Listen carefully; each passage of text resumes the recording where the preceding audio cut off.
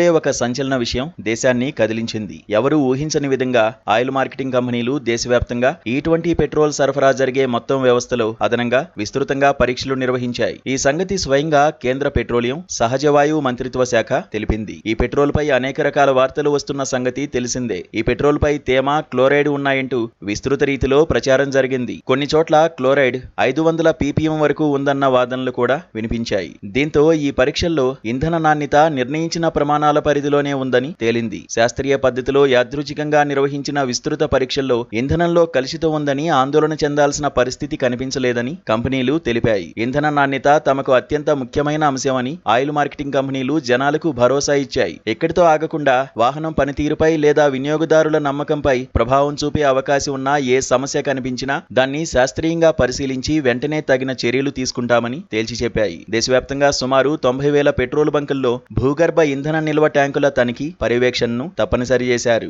ప్రతి బంకులోని భూగర్భ ట్యాంకులను రోజుకు 8 నుంచి 12 సార్లు తనిఖీ చేస్తున్నారు. ఇప్పటి వరకు ఈ తనిఖీల్లో ట్యాంకుల్లోకి నీరు చేరినట్లు ఎలాంటి విషయం బయటపడలేదని కంపెనీలు తెలిపాయి. శాస్త్రీయంగా అసలు పెట్రోల్లో కలపడానికి ఉపయోగించే ఇథనాల్లో క్లోరైడ్ ఎంత ఉండాలనే దానిపై కేంద్ర ప్రభుత్వం కఠినమైన ప్రమాణాలు పెట్టింది. ఇవి పాటిస్తున్నారా లేదా అన్నది తెలుసుకునేందుకు సరఫరా వ్యవస్థంతటా తరచుగా తనిఖీలు జరుగుతున్నాయి. రిఫైనరీలు, డిస్టిల్లరీలు, డిపోలు, టెర్మినల్స్, పెట్రోల్ బంకులు ఇలా సరఫరా వ్యవస్థలోని పలు దశల్లో క్లోరైడ్ స్థాయిని పరీక్షిస్తున్నారు. దీంతో ఇంధన నాణ్యత మొత్తం అందులో ఉంది. ఇప్పటికే ఉన్న నాణ్యత తనిఖీలకు అదనంగా ఆయిల్ మార్కెటింగ్ కంపెనీలు పర్యవేక్షణను మరింత పెంచాయి. ప్రతి పెట్రోల్ బంకులో రోజుకు 8 నుంచి 12 సార్లు నీరు కలిసిందా లేదా, ఇంధన సాంద్రత ఎంత ఉందన్నది పరీక్షిస్తున్నారు. వివిధ ప్రాంతాల్లో మొబైల్ ఫ్యూయల్ క్వాలిటీ టెస్టింగ్ ల్యాబొరేటరీలను కూడా ఏర్పాటు చేశారు. ఈ విధంగా దీని నాణ్యతపై తనిఖీ విస్తృతమైంది. ఇలా జరిగిన వాటి ఫలితాలను ఫ్యూయల్ ల్యాబ్ల ద్వారా మరోసారి ధృవీకరిస్తున్నారు. దీంతో ఇంధన నాణ్యతపై మరింత కఠినమైన తనిఖీలు జరుగుతున్నాయని